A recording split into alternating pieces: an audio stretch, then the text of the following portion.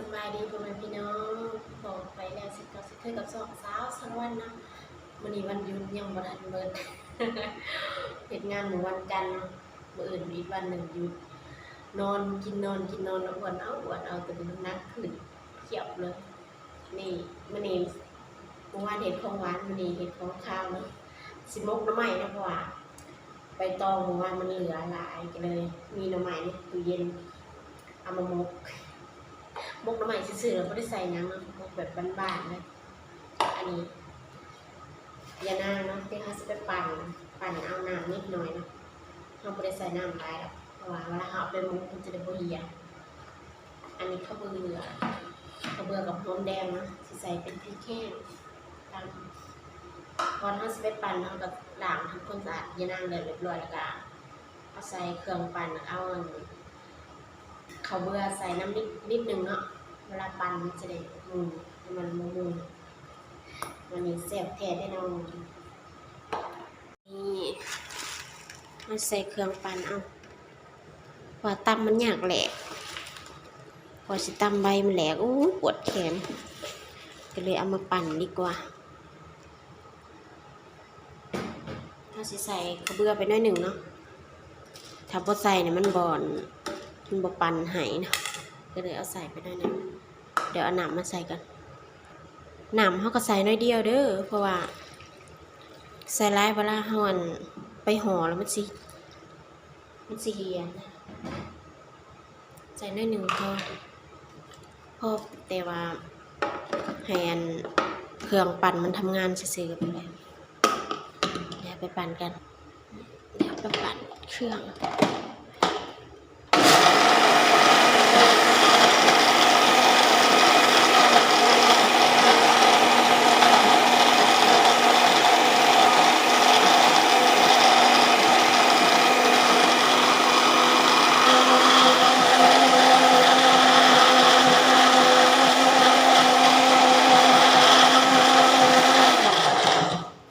เรียบร้อย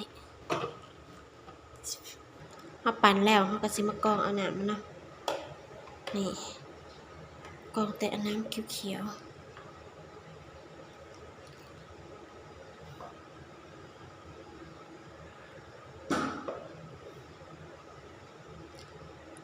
ขนาดใส่น้ำหน่อยได้นี่น้ำลายเติบว้าวขันเอาแต่น้ำนะส่วนใบห้ามบดใส่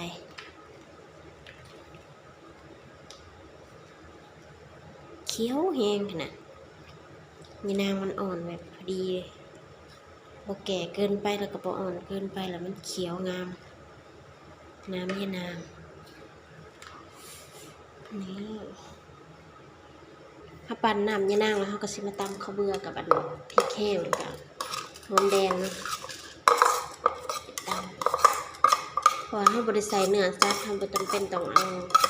ตะไคร้มาใส่หรือว่าบักส้มแซวก็ต้องใส่เขาเห็ดคือแกงหน่อไม้เลยเพียงแต่เขาเอาไปมกตำมักพริกแห้งก็แล้วแต่มักเด้อมักเผ็ดมักบ่เผ็ดก็ใส่ตามใจเลยแต่คนจะสิบ่เผ็ดปานใดนะเพราะมีลูกโดดอยู่หน่อไม้เขาก็บ่ได้หลายหน่อไม้ถ้วยหนึ่ง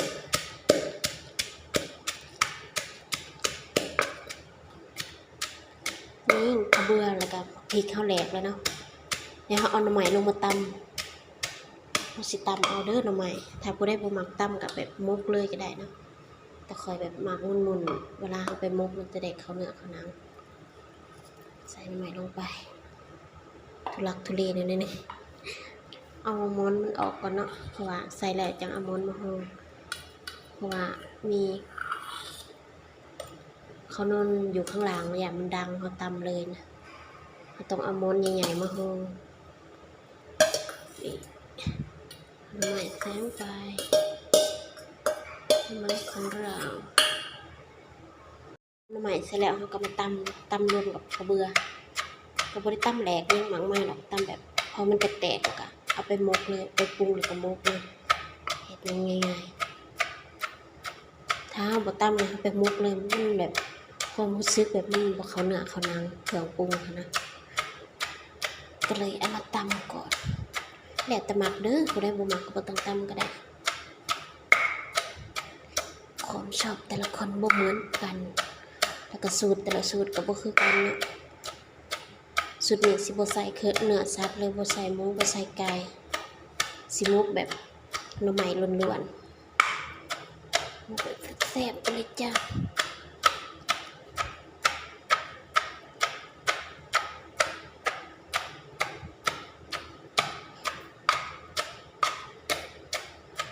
นี่แรกใช่ไหมก็พอแหละเดี๋ยวไปมกไปปรุงแล้วก็มกแบบนี้ง่ายปะเรียบร้อยนี่น้ำยานางที่เราปั่นเราเตรียมไว้เนาะเราจะเอาหน่อไม้เราลงเลยคลุกกับน้ำในยางที่จริงน้ำยานางมันหลายโพดเลยนี่เวลามกมันสีแต่ก็ว่าเป็นยังอ่ะเอาตำนี่ตำเสือไป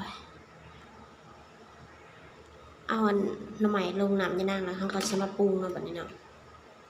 มันจะใส่เป็นน้ำปลาแดกปรุงใส่ไปครึ่งทัพพีพอเดี๋ยวเค็มใส่ก็ได้ตามด้วยรสดีนี่รสดีไปได้หนึ่งเนาะเดี๋ยวตะหมักตามด้วยเกลือก็ใส่ไปได้หนึ่งขาดบ่ได้คือผงนัว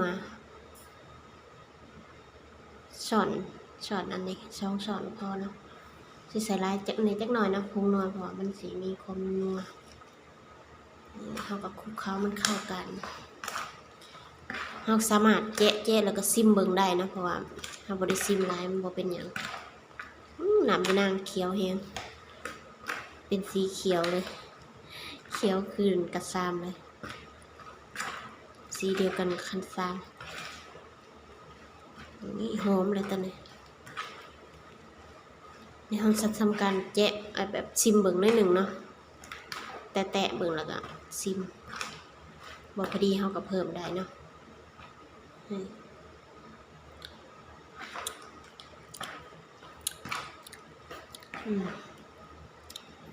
เพิ่มปลาแดกหน่อยหนึ่งพอท่านนั้นนัวพอท่านเค็มนัวได้แล้วแต่พอท่านนั้นรสเค็มพอท่านได้อีกหน่อยหนึ่งพอรวมเป็นทัพพี1พอเนาะได้ทีแล้วเดี๋ยวจะเอาผักกระเทียมลงมาเนี่ยแล้วก็สิมุกนี่สุดท้ายเอาก็ใส่ผักกระเทียมเนาะถ้ามีเป็นผักกระเทียมหน้าแห้งสีหอมอันนี้ผักกระเทียมอันเขาขายทั่วไปนะก็หอมคือกันแต่บ่หอมแห้งใส่หลายๆเพราะว่ามีแต่ผักอันเดียวนี่เราบ่มีต้นหอมบ่ได้ใส่แต่ผักกระเทียมแล้วพอคลุกมันเข้ากันแล้วก็ไปมุกได้เลยแบบนี้หอมแต่นี่หอมแห้งเป็นตาแซ่บพอดีแล้วเนาะเฮาแจ๊ะเบิ่งแล้วพอดีแล้วบ่ต้องเพิ่มใส่ปรุงแต่ครั้งแรกเพิ่มแต่ปลาแดกน้อยเดียวพอดีแล้วนี่เป็นตาแซ่บแล้วสับกระเทียมลงไปเลยหอมเดี๋ยวไปมุกกันแบบนี้มาเตรียมพร้อมอันนี้มาห่ออันนี้ลูกโดดเนาะหมักพริกเขียวๆเนี่ยทำเป็นลูกโดดใบตองที่เหลือเมื่อวานทำการห่อตักหน่อไม้ลงกับน้ำราดน้ำไปนิดนึงตามด้วยพริกเมื่อใหญ่น้อยๆใส่กันไปการห่อเนาะใส่ลายโพดไปจ้ะ เห็นบอกว่าร้านใส่น้ำยานางหลายเลยน้ำมันเหี่ยนี่เขาก็สิห่อไปสิเนาะ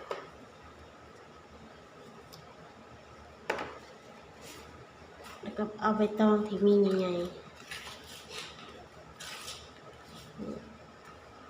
มันจะเห็ดลิ้นมันการหั่นให้มันอยู่แล้วก็เอาไม้จิ้มแขวมาคัดไว้เนาะคัดมุกไว้นี่มันก็อยู่แล้วก็สิประมาณนี้เนาะ น้ำยานางมันเหี่ยวไว้ก่อนไม่ต้องกับบริใหญ่นะเพราะว่ามันเหลือจากกันเห็ดขนมมุกเมื่อวานตัวใหญ่ก็มีแต่ว่าบ่ได้เอาออกมาเสร็จเนาะมันพอกระเทินเอาอันนี้เลยเห็ดมุกหน่อยเอาถาดมาลองเพราะว่าอย่าน้ำยานางมันเหี่ยนะมันเหี่ยก็มันบ่เปื้อนพื้นนี่ทำการเอาอันนี้มาใส่ขัดไว้เรียบร้อยได้2หม้อแล้ว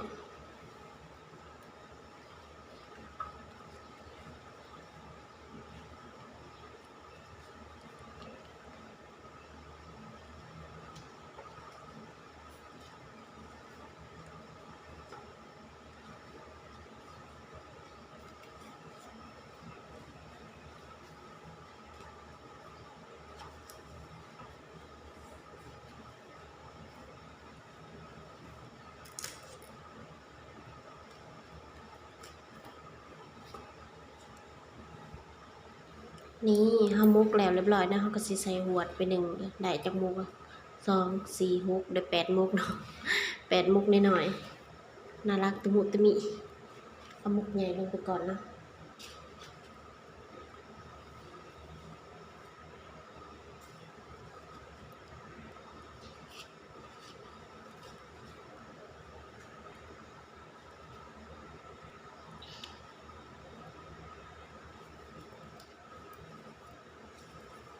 มุกน่ารักมาก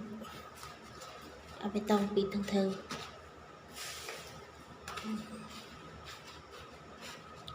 จะไปข้างใส่หมอนะบัดนี้นี่50มา1ไว้ประมาณครึ่งชั่วโมง